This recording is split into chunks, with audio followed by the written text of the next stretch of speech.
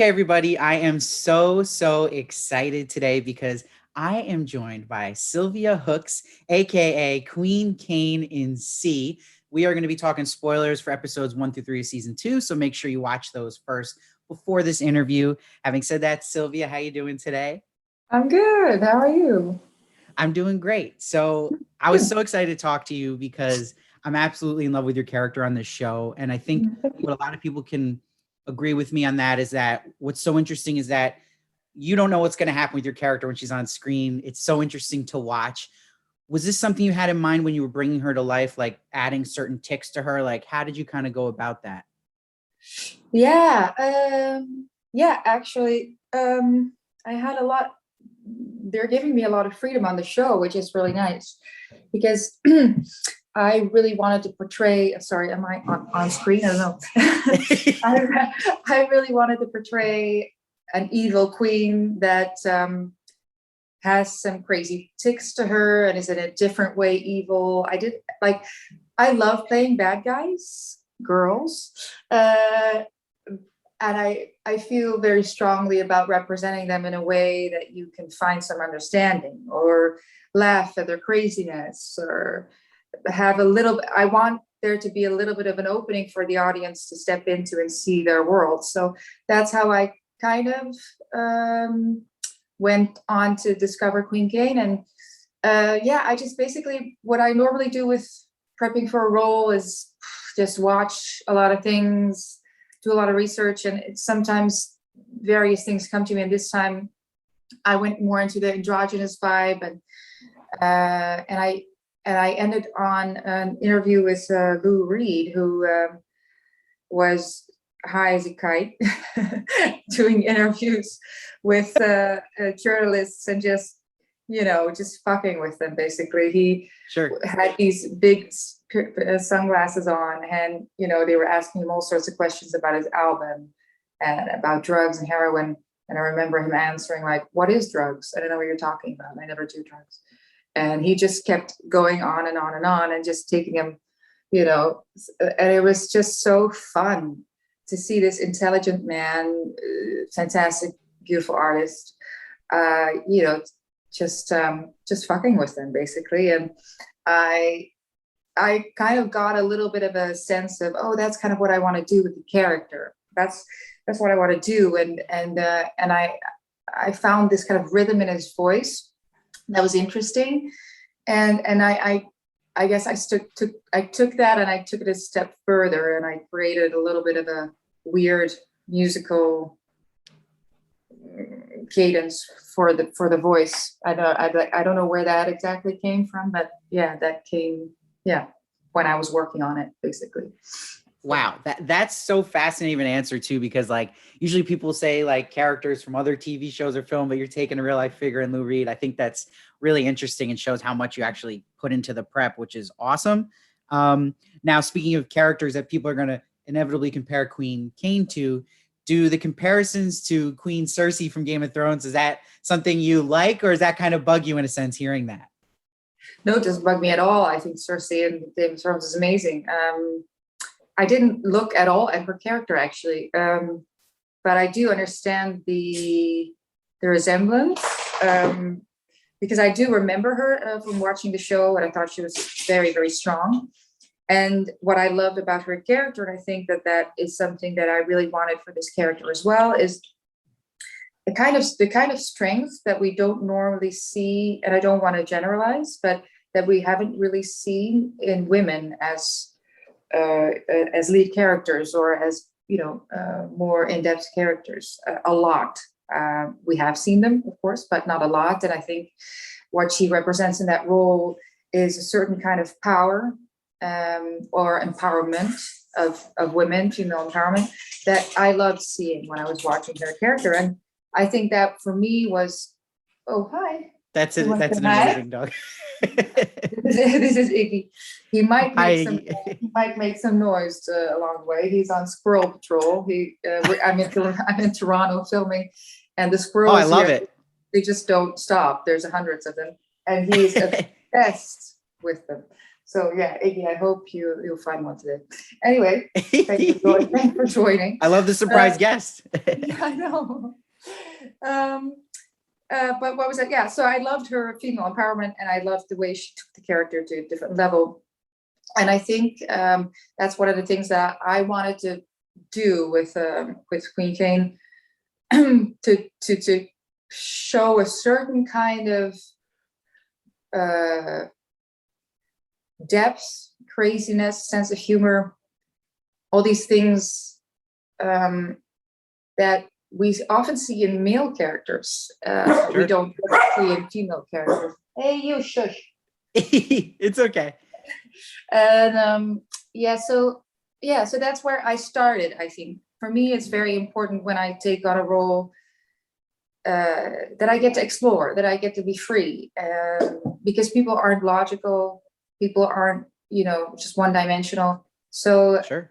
I just wanted to find all these characteristics to her, and it took me more to the male side, maybe, or the male energy of the character, which in the first scene, or one of the first scenes that we see her masturbating, was also very important to me, to show her just, she's on her own, she's praying to God, and there's this dominant energy inside of her that comes out. And just playing with that was just fascinating to me, and just gave me it was very fun to do. Yeah, I mean, and that's like just adding to like what I was saying too, how like there's so many things you don't know what to expect from her at any given moment. And I think it's so interesting too, you're talking about taking kind of that male energy into the character. That's also interesting. I think a lot of actors and actresses like to hear that kind of outside of the box thinking and building a character. Now, when you're also building the character like this, saying, like you said before, that you're playing a villain, you like playing a villain, but some people on Reddit will say like, oh, this character is pure evil. But for you to play this type of character, do you have to have some kind of sympathy for her in your head? Like, oh yeah, I love her. Okay. Yeah, I love her, which sounds crazy, of course. No. She kills people and she's horrible.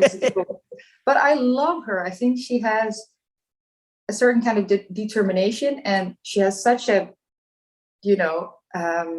just an obsessed personality. She starts believing in her own lies. She invents what she wants to believe, and she believes in that. She holds on to that. And I think, I'm not saying that I love that in a human being, but I think it's interesting. It could be a very powerful characteristic if you would use it for the good, and she just makes me laugh. She cracks me up, and she takes me to different places that I haven't been before as an actress.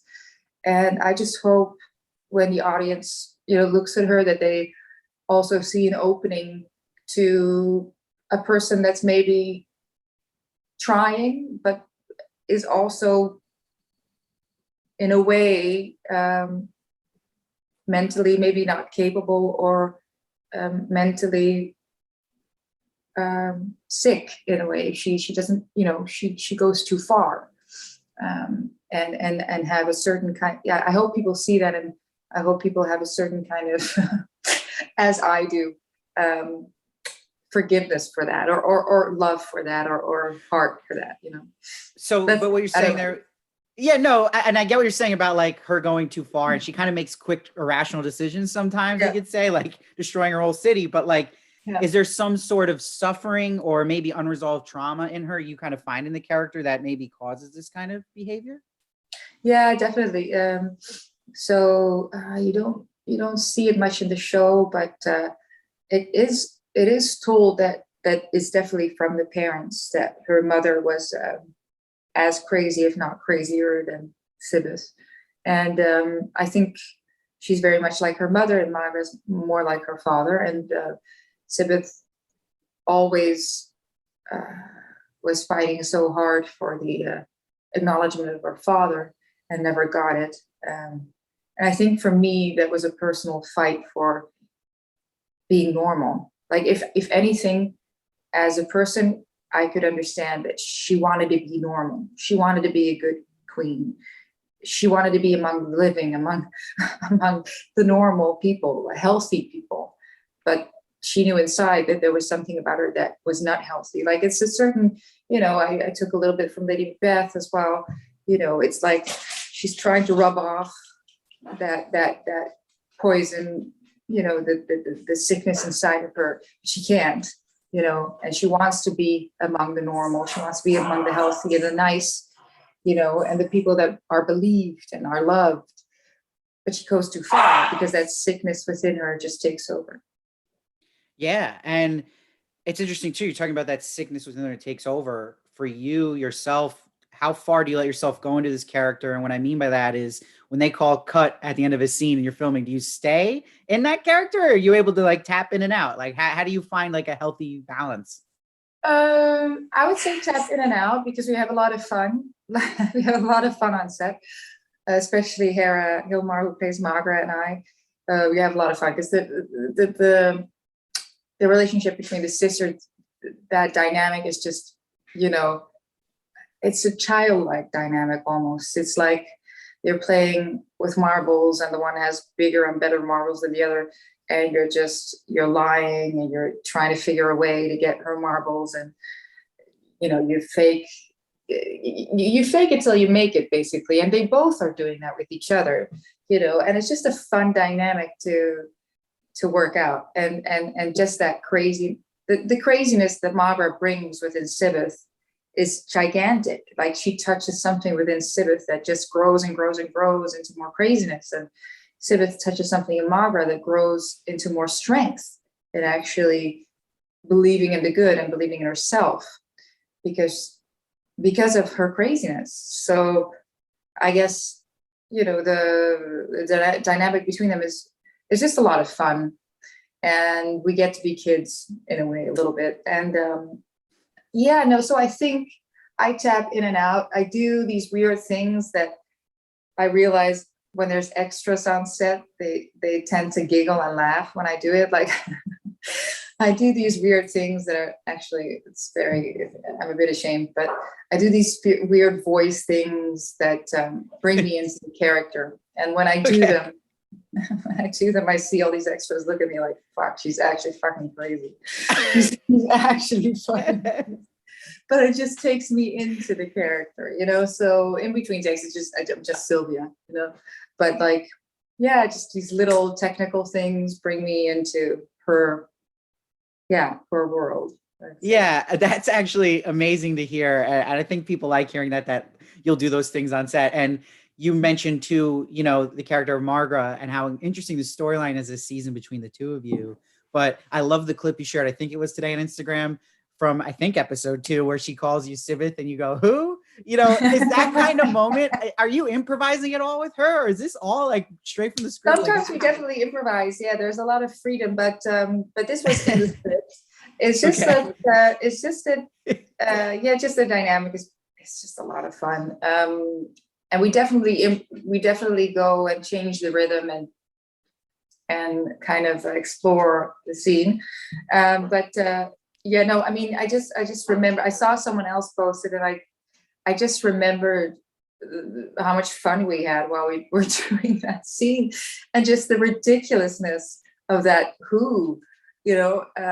and see how far we can bring it, and see how far we could make that more ridiculous, because I think with a character like this, it needs to have fun. It needs to be, you need to also enjoy her. If you can't enjoy that craziness, then what is there? There's just an evil queen, there's darkness, but I wanted to enjoy this woman, like play with her, have fun with her, and laugh about what she's doing, like how fucking insane this woman is, And also myself, I have a love for how insane she is, because she's opening up doors for me to be free and grow, go wild in a way, and I hope other people too, because I think, again, I come back to that male female thing again, where I think for me, the assignment I feel like I have in my career as a woman is to open up these boundaries and the way people look at women, that we don't only or always have to be sexy or attractive or good, but that we can be crazy and interesting at the same time as well. There's more to us. And I love those actresses that are able to go there. Like my favorite actresses are Isabelle Huppert, Tilda Swinton, Frances McDormand, Judi Dench, like those actresses that, you know, dare to go there. And I think not only as an actress, but to show women, little girls, like you can be interesting if you're fucking crazy, if you see a fourth dimension, you know, if you see beyond whatever we see, there's really some very powerful stuff in that. So. Yeah. And I mean, that's just an awesome thing to leave off on there for people listening. And, you know, you definitely go there, and I would definitely put you in that club with those great actresses. Oh, I mean, we go from Blade Runner to this, like, you're just a scene stealer. And I mean that in the nicest way possible. You're amazing. And I think people are really, a lot of people watching are excited to see your performance week to week. So I'm really honored to be talking to you today. Everybody check out Sylvia Memorize as Queen Kane and see season 2 now. A new episode every Friday on Apple TV Plus. Please check it out. The show is highly underrated, so jump in while you can. Sylvia, thank you so much for joining me today, and thank you to your dog as well. And have a great rest of your day. Yes, you too. Thanks so much.